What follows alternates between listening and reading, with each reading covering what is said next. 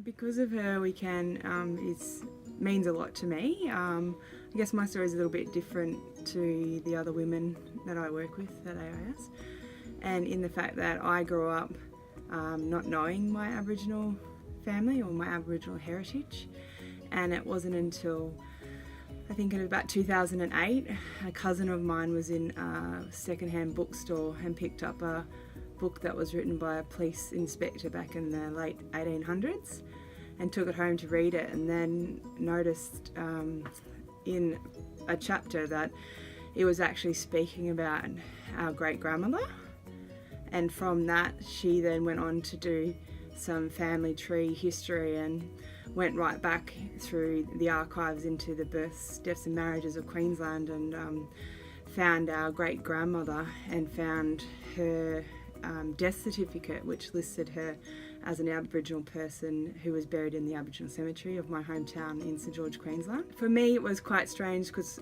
St George is a small country town in Queensland, very dominant Aboriginal population in town.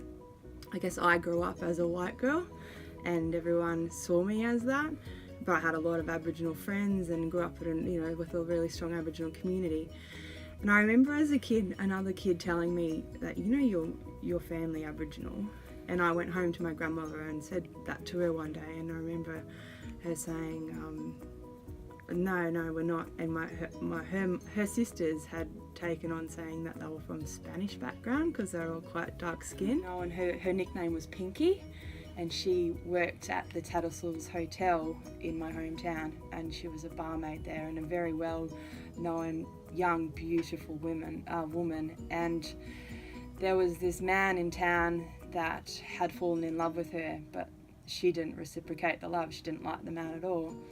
So he used to come in the pub quite often and pester her to marry him, and she refused on a number of occasions.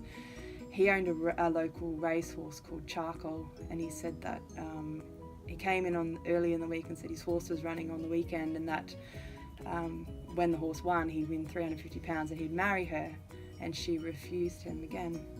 He turned up on the Monday after the race with 2 cups of what appeared to be wine and said to her, now I'm leaving town because I know you'll never marry me, but we'll drink to say goodbye.